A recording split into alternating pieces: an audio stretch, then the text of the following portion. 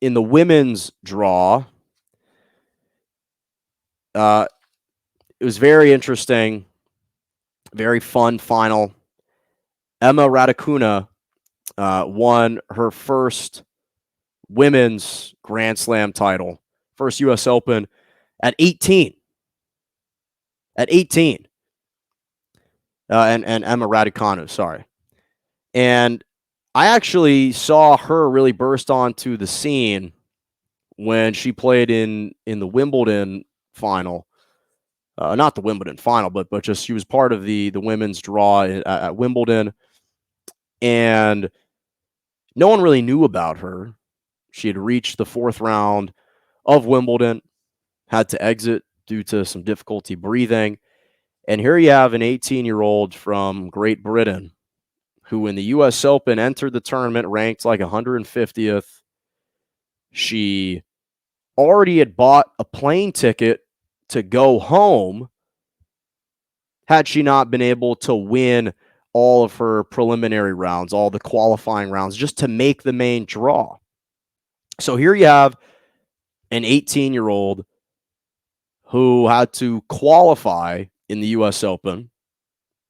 She had only been on the pro tour for 3 months, given the pandemic, and that her parents wanted her to finish her get a high school degree.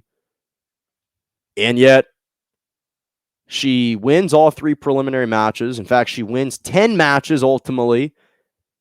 She enters the main draw, and she wins her first Grand Slam at the age of 18, and she doesn't even surrender a single set in the tournament. Doesn't surrender a single set at all the entire time. And it's just one of the more heartwarming stories to hear in tennis about someone. We know there's so many precocious tennis players, especially on the women's side. But again, this is someone who really was only a prominent kind of story 3 months ago at Wimbledon, just in early July. And yet able to follow that up with a U.S. Open title. The manner that she did it, I thought that she played extremely well with the tremendous amount of poise and composure. She hits the absolute crap out of the ball. And that's the one thing that you're seeing with all of these elite women, who many of whom are not quite as young as her, but there's so many younger tennis players that have ascended. Sophia Kenin, who's 22. Osaka's 23. Andreescu is, I believe, 23. Coco Gauff is 17. This Leylah Fernandez, her opponent, is 18, Canadian. Osaka, 23. And so what we're seeing, though, is the trend with all these elite women is just how hard they hit the ball. And that was something that really stood out to me about her, was that every time Raducanu had an opportunity to strike it down the line, to go cross court, to take the backhand and be aggressive with it, to attack Fernandez, sometimes right in the middle of the court, she was doing it, and she didn't blow many opportunities. When she had opportunities to break, she took advantage of it. And so I was just extremely, extremely impressed with her.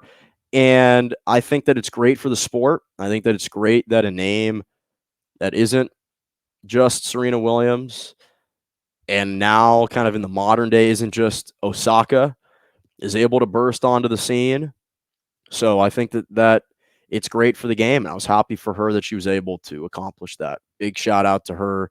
And I'm sure that now we can say that, yes, she had to qualify to enter the U.S. Open. She's not going to have to do that anymore. Finished with a top 25 now ranking, collected a purse of $2.5 million, and she'll be forever known as a U.S. Open champion. Left an indelible mark on the sport. You can't take that away from her. So big shout out to her.